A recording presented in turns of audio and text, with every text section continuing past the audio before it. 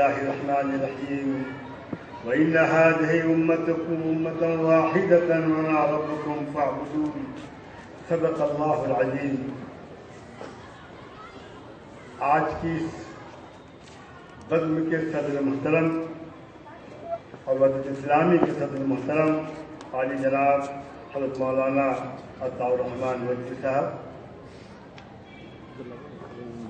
دعوت اسلامی کے سیکریٹری عالی جناب ضیاءالدین صدیقی صاحب، اس جلسے کے کنوینر حضرات، داعش میں موجود اہل علم، علماء، دانشوران اور اورنگ آباد کی اسلام پسند، اسلام دوست اور مذہب پرست عوام، مجھے موضوع دیا گیا ہے اتحاد امت کی عملی راہ۔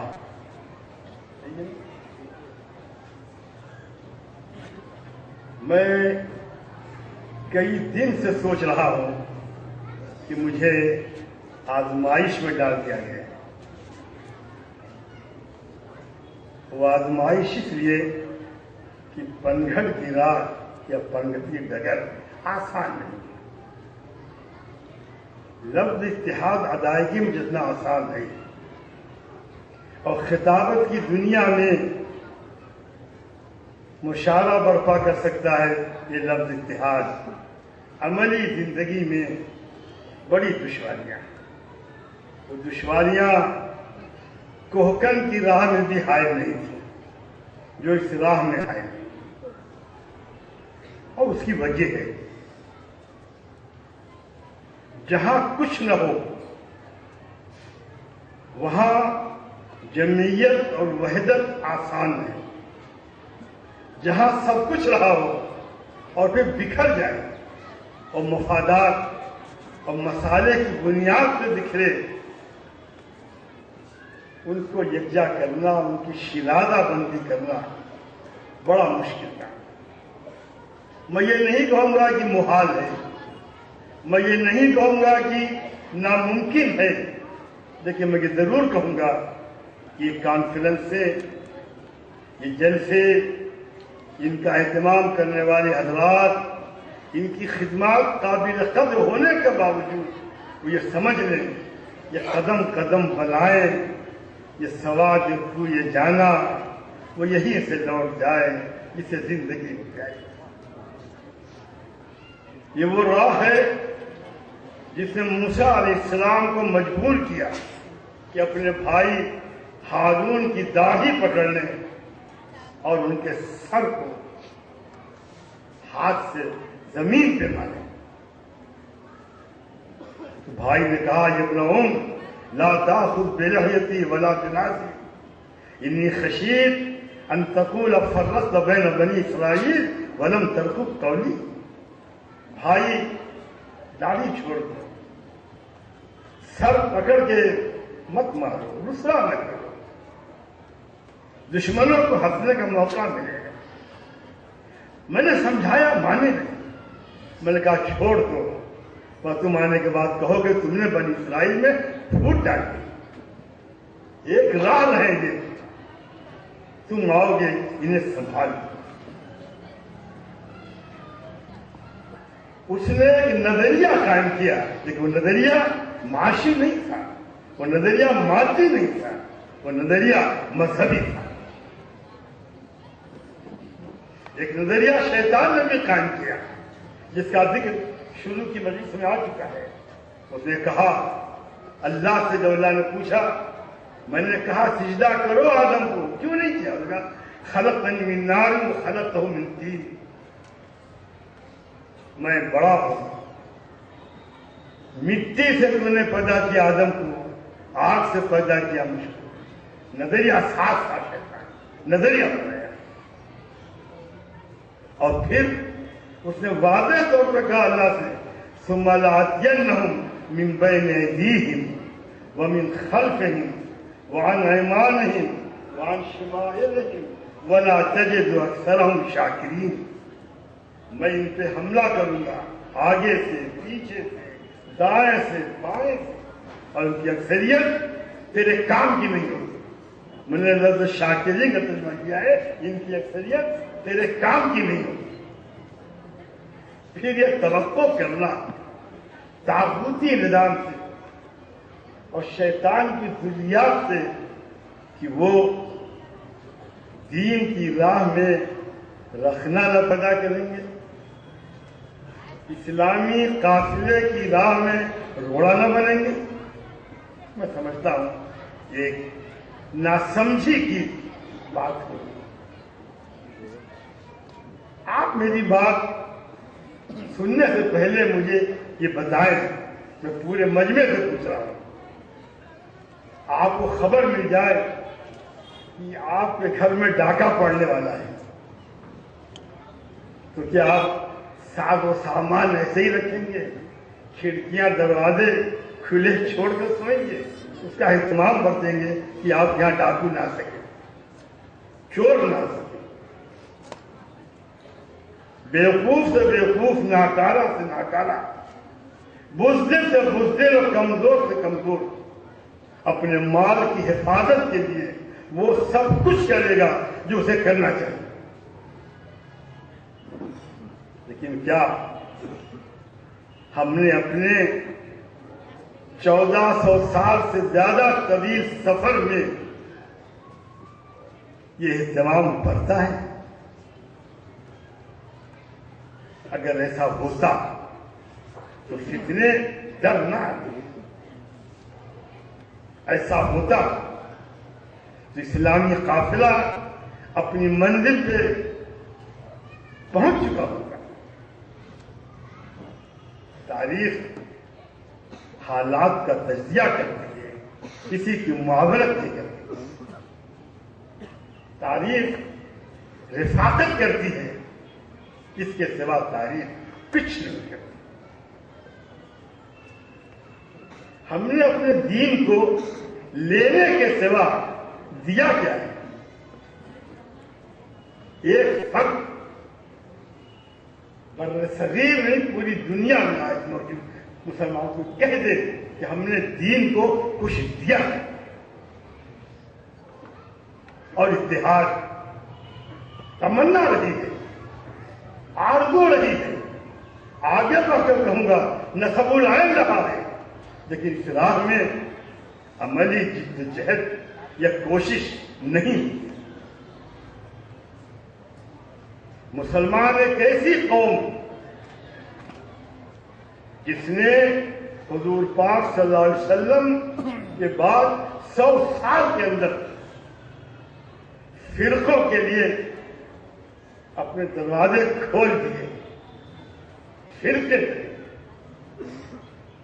تفرقے پیدا ہوئے، لیکن اس صحت کے علماء بھی بڑے دور اندیش تھے. علماء نے یہ فتویٰ دے دیا کہ کلامی فرقوں میں کسی فرقے کی تکفیر نہیں ہوگی.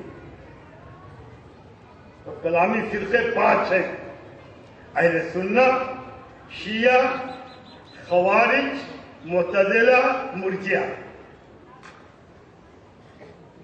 ان میں کسی کو کافر نہیں کہا جائے گا، یعنی انہیں قبول کر دیا یہ امت کے ساتھ چلیں گے اور چلے امت کے ساتھ جب تک انہیں گوارا کیا گیا. اختلافات اس انداز سے پھوٹے نہیں تھے جیسے آج پھوٹے ہیں. اس کی وجہ بھی تھی کہ نظریات کے پیچھے کوئی مادی نسب العین نہیں. مادی نسب العین سب سے پہلے احد کی جنگ میں ملتا ہے، جب عبداللہ ابن ابی بن سلول اپنے 300 آدمیوں کو لے کر کے چلا گیا، کہہ کر کے کہ محمد صلی اللہ علیہ وسلم نے میری بات نہیں مانی. آپ اس جملے کو یاد رکھیے، محمد صلی اللہ علیہ وسلم نے میری بات نہیں مانی. حضور کا نام الگ کر دیجیے، میری بات نہیں مانی. آج یہی ہو رہا ہے، میری بات نہیں مانی. وہ نعرہ جو عدل میں شیطان نے لگایا تھا، انا خیر من، خیر من، بھلائی ہم بھول گئے ہوں کہ انا، میں، وہ زندہ ہے. یہ انا اور میری بات نہیں مانی گئی، اس نے امت کو غیر معمولی نقصان پہنچایا. قومیں ختم ہوئی، ملتیں ختم ہوئی، حکومتیں ختم ہوئی، اور پھر تاریخ نے جس انداز سے امت کا ٹکڑا بیان کیا ہے اس کا کوئی تصور نہیں کر سکتا. اس جلسے کے شروع میں جب مولانا حالی کی وہ مناجات پڑھی جا رہی تھی تو نہ جانے ان کے لفظیات کی عینک آنکھوں کو کیا کچھ نہ دکھا رہی تھی، کسی عالم میں گم تھا. اے خاصان رسول، وقت دعا، امت پہ تیری آنکھیں عجب وقت پڑا ہے. دل کے مریضوں کے پاس درد دل ہے، لیکن امت کے لیے آج رونے والی آنکھیں نہیں، جو امت کے لیے روئیں، جو محسوس کرے کہ رنگ، نسل، نسب، زبان، علاقے، براعظموں کی تقسیم مسلمان کو ایک دوسرے سے جدا نہیں کر سکتی. جو یقین رکھے مثل المؤمن للمؤمن كمثل الجسد الواحد اذا اشتكى من عضو تداعى له سائر الجسد بالكرب والحمى. مسلمان کی مثال، مسلمان کے درد اور کرب میں ایسی ہے جیسے ایک جسم کے کسی حصے میں اگر تکلیف ہو تو سارا جسم بے چین ہو جائے. پڑوسی کی بات چھوڑی، اگر آسٹریلیا کے مسلمان کو تکلیف پہنچتی ہے تو پھر اورنگ آباد کے مسلمان کے دل میں تیسے اٹھنی چاہیے. یہ ایمان کا تقاضا ہے. اقبال نے ایک نظم میں آنکھ کے تعلق سے کہا تھا، مبتلا درد کوئی عضو ہو روتی ہے آنکھ. مبتلا درد کوئی عضو ہو روتی ہے آنکھ، کس قدر ہمدرد سارے جسم کی ہوتی ہے آنکھ. وہ آنکھ جو ضائع بھی ہو جاتی ہے وہ جسم کے ساتھ وفا کرتی ہے، لیکن امت محمد صلی اللہ علیہ وسلم کے افراد اپنی امت کے افراد کے ساتھ وفا نہیں کرتے. کسے خوشی ہوتی ہے، کسے غم ہوتا ہے، کسے رنج ہوتا ہے. ہمارا دائرہ فکر سمجھتا گیا ہے، ہم محدود ہوتے چلے گئے، بجائے وسیع سے وسیع تر ہونے کے ہم محدود سے محدود تر ہوتے گئے. اور یہ محدودیت نے ہمیں اس منزل پر چھوڑا ہے، اپنے سوا ہمیں کچھ دکھائی نہیں. اس مجمع میں بھی میں خود کو دیکھ رہا ہوں کہ میں آپ سے خطاب کر رہا ہوں، اور آپ میں سے ہر فرد اپنے کو دیکھ رہا ہے، ایک مولوی کا خطاب سن رہا ہے. نہ میں پوری امت کو دیکھ رہا ہوں، نہ آپ پوری امت کو دیکھ رہے. غالب نے کہا تھا، قطرے میں ہجرا دکھائی نہ دے، اور جرم میں کل کھیل بچوں کا ہوا، دیدے بینا کا ہوا.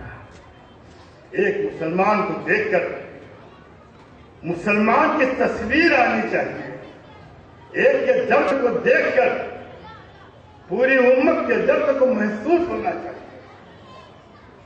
یہ جن لوگوں کو مرتبہ حاصل ہو گیا وہ تاریخ میں دوام حاصل کر گئے، وہ اپنا نام اونچا کر گئے، وہ اپنے فکر کے ستون باندھ گئے.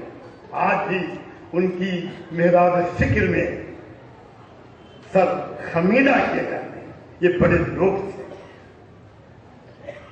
ایک دیہاتی عورت نے اموریہ کے قریب ایک رومی فوجی کے چانٹا مارنے پر آواز لگائی تھی، واہ معتصم، ہائے معتصم۔ اموریہ سے چلتی چلتی خبر دارالخلافہ مستدعی جب معتصم باللہ اپنے ہاتھوں میں پیالہ لیے ہوئے تھے، اور جو معتصم ہے جس نے ایک مذہبی مسئلے پہ امام احمد بن حنبل رحمۃ اللہ علیہ کو کوڑے لگوائے تھے، انتہائی جاہل آدمی، لیکن اس نے اس مسلمان دیہاتن کی لاج رکھی ہے، اور اموریہ کی فتح خاندان بنی عباس کی عظیم الشان فتح مانی جاتی ہے اس ایک آواز کے اوپر۔ مسلمان کتنا قیمتی ہے، کتنا اہم ہے، اس کا اندازہ آج نہیں ہو رہا ہے، کیونکہ ہمارا ایمانی رشتہ اگر دنیا سے ہے تو آخرت سے۔ اس کے خون کی قیمت کا اندازہ یہ دنیا نہیں کر سکتی، اور دنیا کے بعد وہ آنکھ ہے کہ مسلمان کے خون کی قیمت سمجھ سکے، اس کی معنویت سیکھ سکے، نہ اس کے پاس وہ مالی طاقت ہے کہ مسلمان کے خون کو خرید سکے۔ ضمیر خریدنے والے بہت آئے، اور تاریخ کے ہر دور میں ضمیر خریدا گیا ہے۔ یہ ہمت عتبہ میں تھی کہ محمد رسول اللہ کو خریدنے آیا تھا، یہ ہمت غسان کے بادشاہ میں تھی کہ کعب بن مالک کو خریدنے آیا، وہ ایمان تھا، وہ ٹھہر گیا۔ یہ نفاق ہے جب آپ بک جاتے ہیں، روٹیوں پہ بکتے ہیں، ٹکڑوں پہ بکتے ہیں، ہانڈیوں پہ بکتے ہیں، چمچوں پہ بکتے ہیں، پلیٹوں پہ بکتے ہیں، لیکن یاد کرو اس بکنے سے پہلے بھی سوچو، جب اللہ کے ایک نبی نے اپنے عہد کے سب سے بڑے ظالم اور جابر بادشاہ سے کہا تھا، وَتِلْكَ النِّعْمَةُ تَمُنُّهَا عَلَيَّ أَنْ عَبَدْتَ بَنِي إِسْرَائِيلَ، جب فرعون نے کہا تھا موسیٰ سے، أَلَمْ نُرَبِّكَ فِينَا وَلِيدًا وَلَبِثْتَ فِينَا مِنْ عُمُرِكَ سِنِينَ وَفَعَلْتَ فَعْلَتَكَ الَّتِي فَعَلْتَ، پالا پوسا کھلایا جوان کیا، تمہارے کرتوت ہیں ہمارے یہاں، آج یہ کہتے ہو احسان جتا رہے ہو، شخصی احسان کے بدلے میں پوری امت تمہیں غلام بنا رکھا ہے۔ یہ نبی نہیں برداشت کر سکتا کہ ایک شخص کے بدلے میں امت کسی کے غلام بنے۔ آج ایک وزارت کے نتیجے میں پوری امت رہن رکھی جاتی ہے۔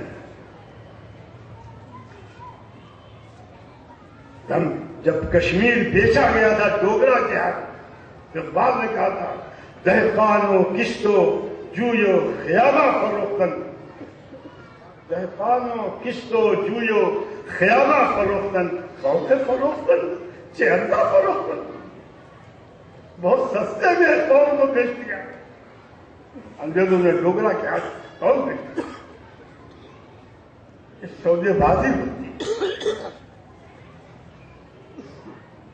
صرف اسلام ایک ایسا مذہب ہے جو ٹکتا ہے، ٹکنا جانتا ہے، دوسروں کو ٹکنے کی گنجائش دیتا ہے۔ میں آپ کو مثال دے کے سمجھاؤں گا، آپ دور نہ جائیے۔ آج آپ دیکھ رہے ہیں کہ سیسی کے مقابل جو طاقتیں ہیں وہ یہ دیکھ رہی ہیں کہ مزاحمت صرف، ارے سیسی نے یہ مرسی کے مقابل جو طاقتیں وہ دیکھ رہی ہیں کہ تنہا مرسی، اس کے فالوور حق کی راہ پہ کھڑے تھے، آج میدان میں کوئی نہیں۔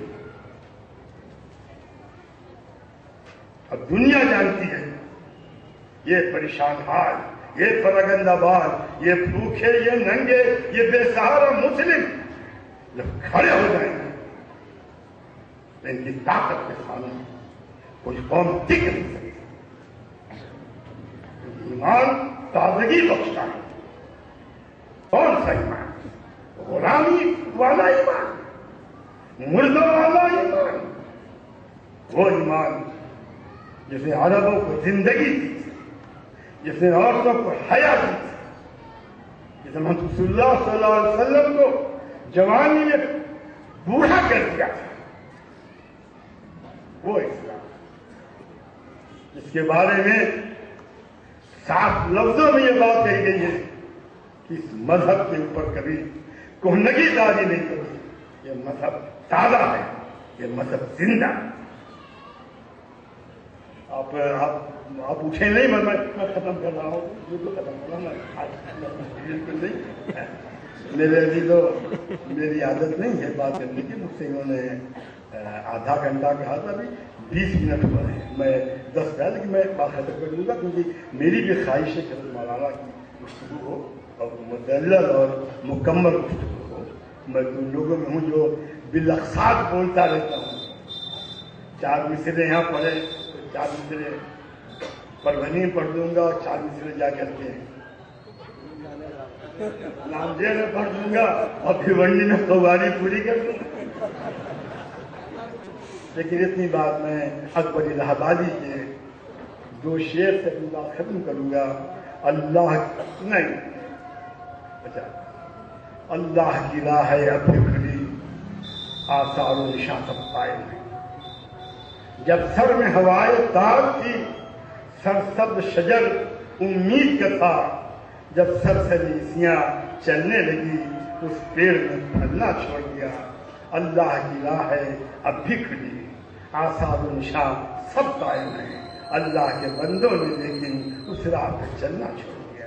وآخر دعوانا الحمدللہ رب العالمین۔